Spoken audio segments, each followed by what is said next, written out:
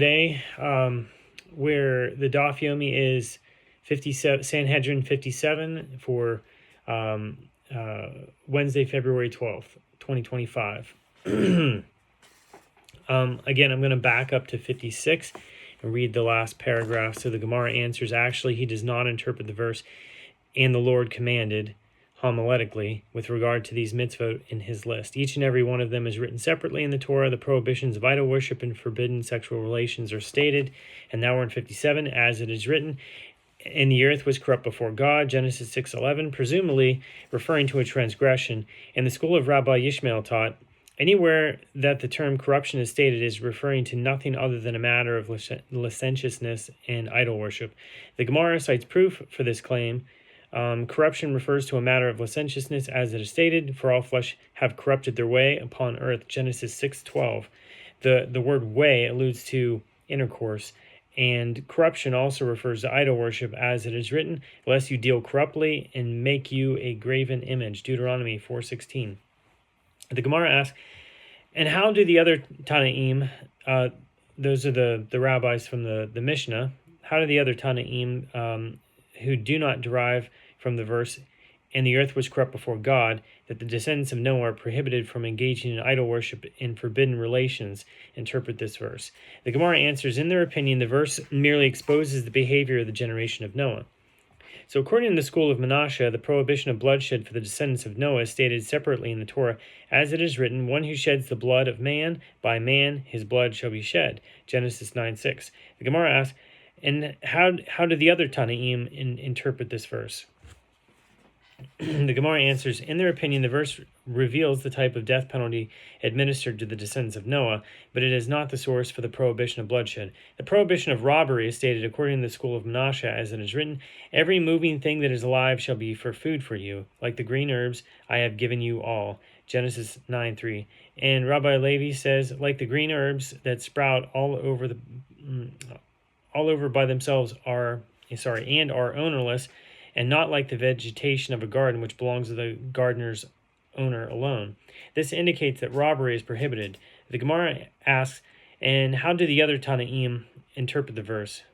The Gemara answers, in their opinion, that verse comes to permit the consumption of meat. The prohibition against eating a limb from a living animal is stated in the Torah, as it is written, only flesh with its life, which is its blood, shall you eat. Genesis 9:4. It is prohibited to eat flesh while the animal that it comes from is still alive. And how do the other Tanaim interpret this verse? In their opinion, that verse comes to permit eating a limb from living creeping animals. This prohibition does not apply to creeping animals. See Sanhedrin 59b. So that's ahead of us. So the prohibition of castration that applies to the descendants of Noah is stated, as it is written, quote, and you shall be fruitful and multiply, swarm in the earth and multiply in it, Genesis 9:7, indicating that nothing may be done to prevent reproduction. And the other Tanaim hold that this verse is written merely as a blessing and not a mitzvah. The prohibition of diverse kinds that applies to the descendants of Noah is stated, as it is written, of the fowl after their kind, and of cattle after their kind, of every creeping thing of the ground after its kind, Genesis 6:20, indicates that each species must be kept separate and that crossbreeding is prohibited. And according to the other Tanaim, that verse does not indicate a mitzvah.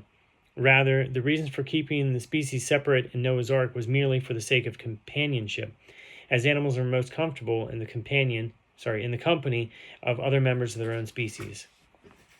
Okay, Rav Yosef says, they say in the study hall that a descendant of Noah is executed for transgressing 3 mitzvot, which are represented by the letters Gimel, Shin, Resh, in a mnemonic device for forbidden relations, for bloodshed, and for blessing, or meaning cursing the name of God.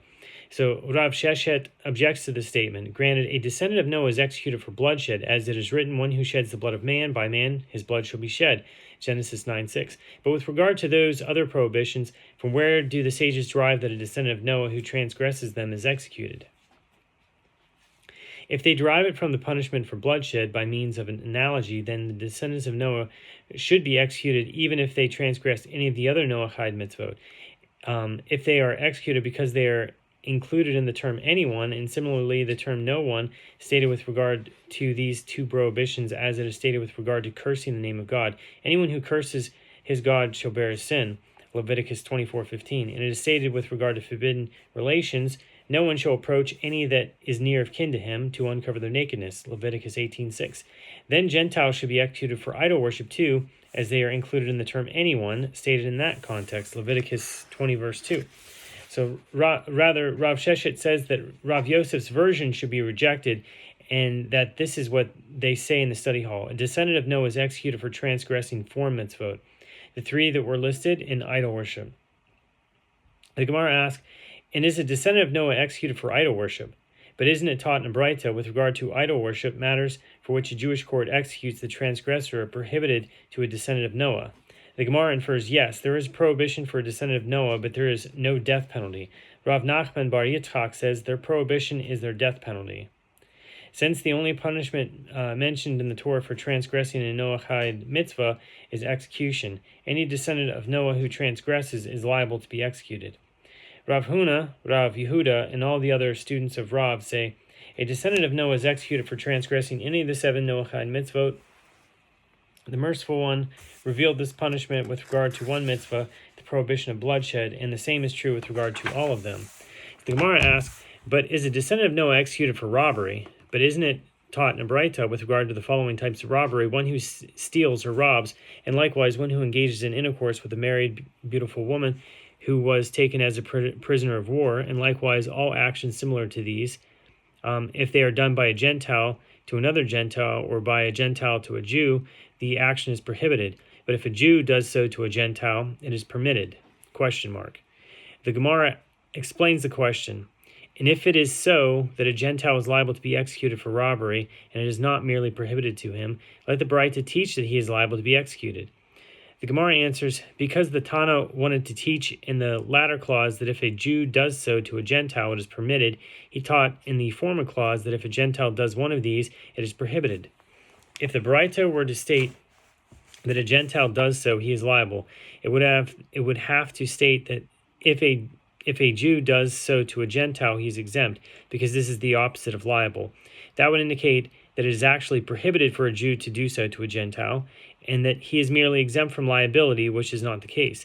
Therefore, the word prohibited is used with regard to a Gentile. Therefore, this does not prove that a Gentile is exempt from capital punishment. The Gemara challenges, but wherever there is liability for capital punishment, this Tana teaches it as it is taught in the first clause with regard to bloodshed. If a Gentile murders another Gentile, or a Gentile murders a Jew, he is liable. If a Jew murders a Gentile, he is exempt. Evidently, the term liable is used in the Braita. Hold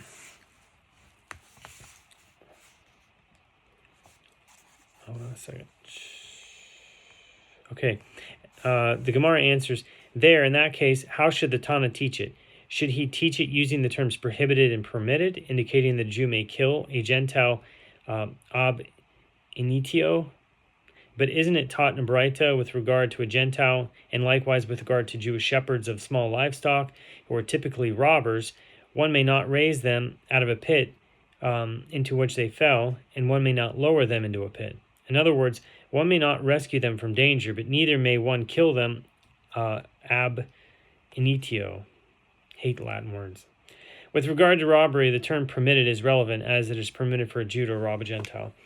The Gemara returns to discuss the details of the prohibition of robbery mentioned in the Braita, which included actions similar to it. The Gemara asks, with regard to robbery, to what action similar to it is the Braita referring?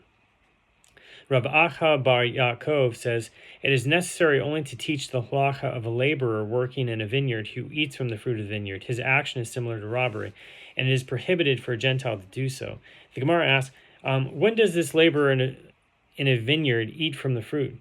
If he does so at the time of the completion of the work, well, he's harvesting the fruit. It is permitted for him to do so, just as a Jew working for another Jew is allowed to do so.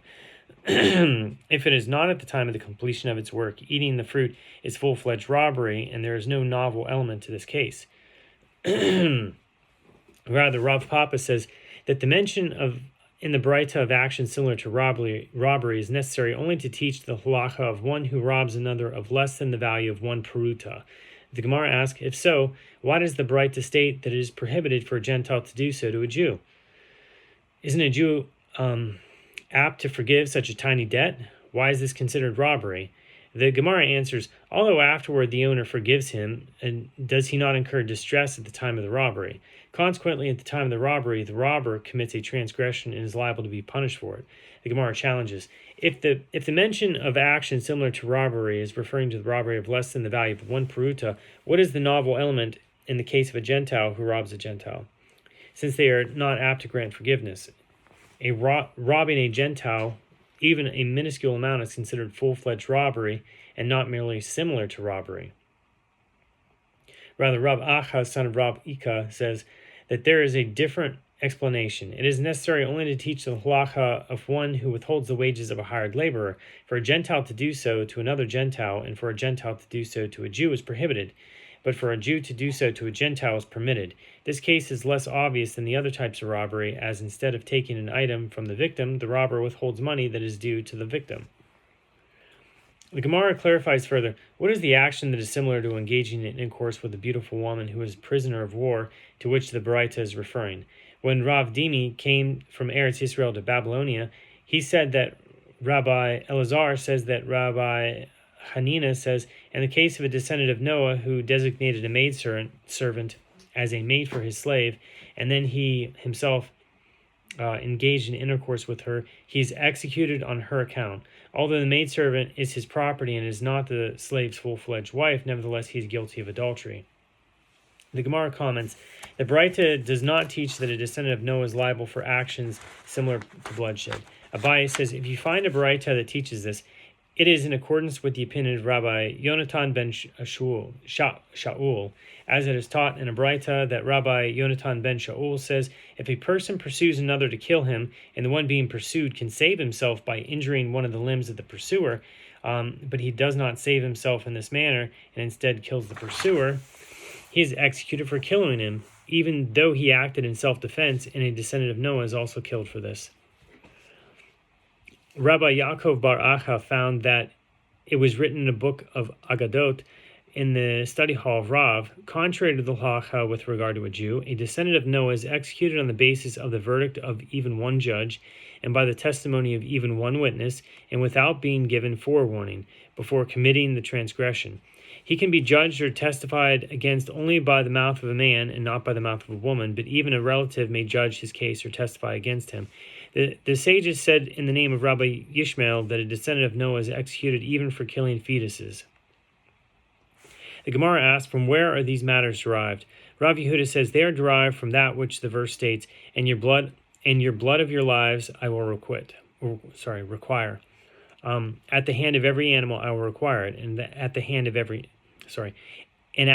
man, even at the hand of every man's brother, I will require the life of man. Genesis 9:5. It is derived from the term I will require, which is stated in the singular, that the descendant of Noah is executed on the basis of the verdict of even one judge. It is derived from the phrase, at the hand of every animal, that one is executed even without forewarning. As an animal certainly cannot forewarn someone, it is derived from the phrase, I will require it, and at the hand of man, with I, stated in the singular, that the sentence is issued on the basis of the testimony of even one witness. It is derived from the phrase, at the hand of every man, that the judgment and testimony must be at the hand of a man, but not at the hand of a woman. It is derived from the term his brother. Testimony of the witness is accepted even if he is a relative of the defendant. It is stated in the book of Agadot that the sages said in the name of Rabbi Yishmael, a descendant of Noah is executed even for killing fetuses. The Gemara asks, what is the reason for the opinion of Rabbi Yishmael? The Gemara answers, it is derived from that which is written, one who sheds the blood of a person by a person, so ba'adam, his blood shall be shed, Genesis 9:6. The word ba'adam literally means any person, and is interpreted homiletically. What is a person that is in a person? You must say this is a fetus that is in its mother's womb. Accordingly, a descendant of Noah is liable for killing a fetus. The Gemara comments, And the first Tana, who does not derive the halacha concerning fetuses, is the Tana of the school of Menashe, who says that all death penalties stated with regard to the descendants of Noah are referring to nothing other than strangulation. And he interprets this verse as follows: cast, that is, redirect this term, quote, in a person, and explain it with regard to the latter part of the verse, and interpret it homiletically like this: in a person, his blood shall be shed. In what manner is a person's blood shed while it is in the person's body, without external bleeding? You must say that this is strangulation. It is therefore derived that the execution of a descendant of Noah is by strangulation. Rav Hamnuna raises an objection to the statement in the book of Agadot that a descendant of Noah can be judged or testified only by a man and not by a woman. And is a woman who is a descendant of Noah not commanded to establish courts of judgment? But isn't it written with regard to Abraham, who at that point had the status of a descendant of Noah? For I have known him to the end that he may command his sons and his household after him, that they may keep the way of the Lord to do righteousness and justice. Genesis 18, verse 19. The word household is referring to the women, indicating that they are also commanded to execute justice. He raises the objection and he resolves it. Abraham commanded his sons to carry out justice, whereas his household, so the women in the family, he commanded to give charity. The Hebrew word for righteousness, tzedek, can also mean tzedakah. So Rav Avya, the elder, said to Rav Papa, why not say that a female descendant of Noah who killed someone should not be executed, as it is written, at the hand of every man, and not at the hand of every woman? So Rav Papa said to him, this is what Rav Yehuda says. It is derived from the phrase, one who sheds the blood of a person. That one who murders is liable to be executed in any case, whether that person is male or female. Rav Avya said further, why not say that a female descendant of Noah who committed adultery should not be executed, as it is written, therefore a man shall leave his father and his mother, shall cleave to his wife, and they shall be one flesh. Genesis 2:24. A man, but not a woman.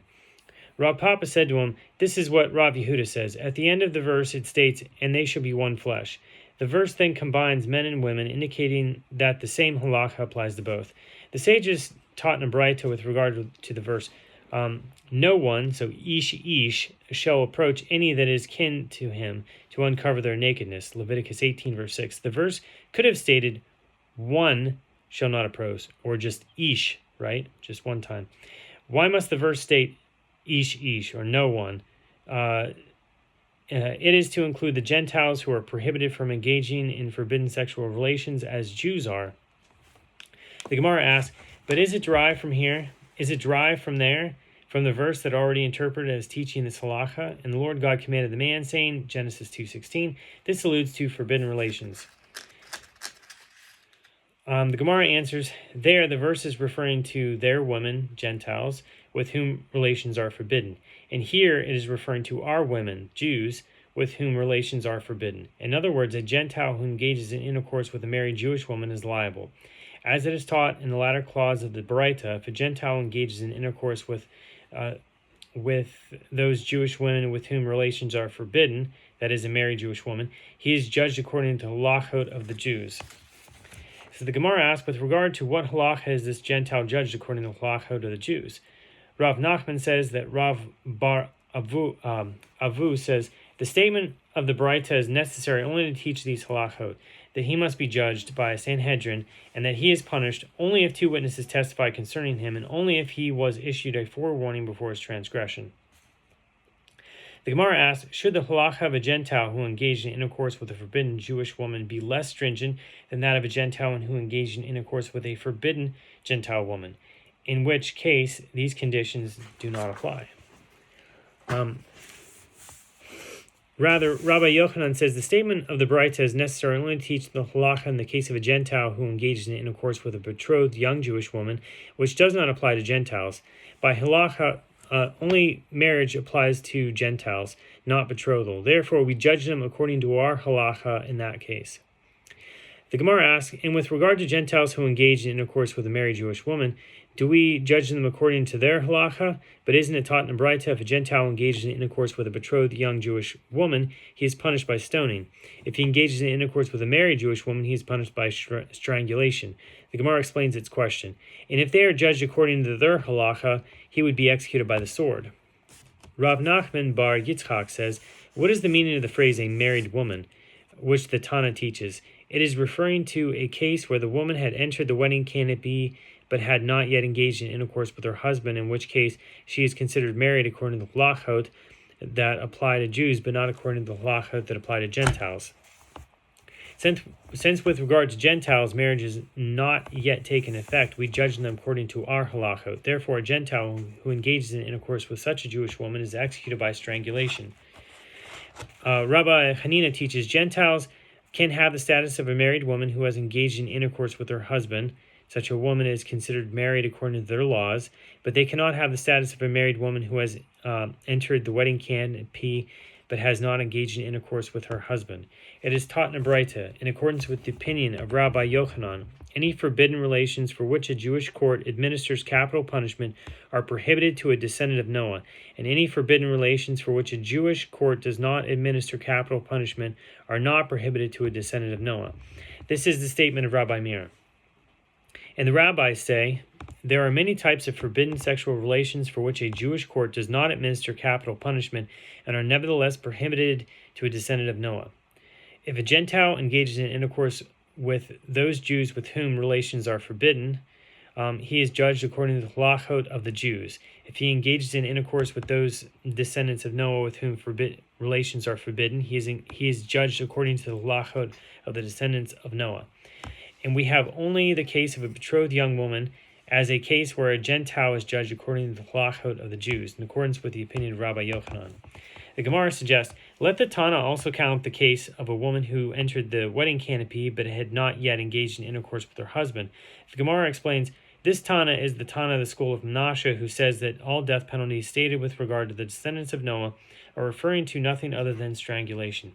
And since the punishment in Jewish halacha for engaging in intercourse with a married woman is also strangulation, both this punishment and that punishment are strangulation. There is no difference between the halacha for Jews and the halacha for Gentiles in such a case.